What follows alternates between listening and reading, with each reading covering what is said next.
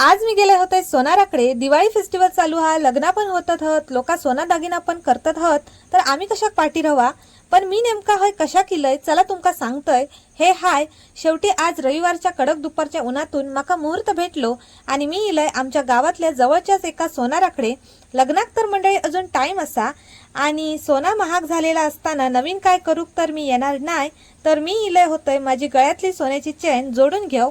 तर झालं असं, शाळेत असताना एका खुर्चीच्या हातात अडकून माझी चैन तुटली होती आणि किती दिवस तरी मी तशीच ठेवून दिले होते, वेळच नाही।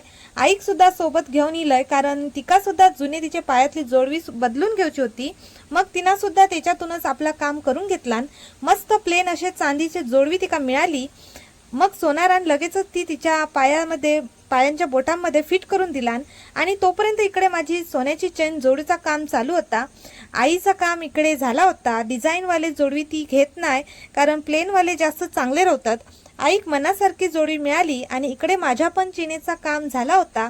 फक्त 50 रुपयांमध्ये माझ्या चिनेचा काम झाला। त्यानंतर आम्ही गेलो पंते बघूक। दिवाळी संपत इली या मंडळी, तरी पण पंते बघू केलंय। पण माका आणि पिल्लूक रंगूचे हत मातीचे पंते। या दुकानात मस्त कितीतरी पंते होते, रंगवलेले पंते, कॅन्डल्स, फटाके, इलेक्ट्रिक पंते, ह्या सगळ्यांका इग्नोर करत आम्ही डायरेक्ट मातीचे पंते बघूक सुरुवात केलं। मातीचे plain medium size Pante paint करूक माका हवे होते। मग आईन स्वतःच चांगले 5 पंते शोधून काढला। नंतर आम्ही लगेचच घरी धाव घेतलं कारण आज संडे, मग वडे आणि चिकन आमची वाट बघत होते। व्हिडिओ आवडला असा तर प्लीज लाईक शेअर सबस्क्राईब करा। भेटते नेक्स्ट व्लॉग मध्ये, बाय।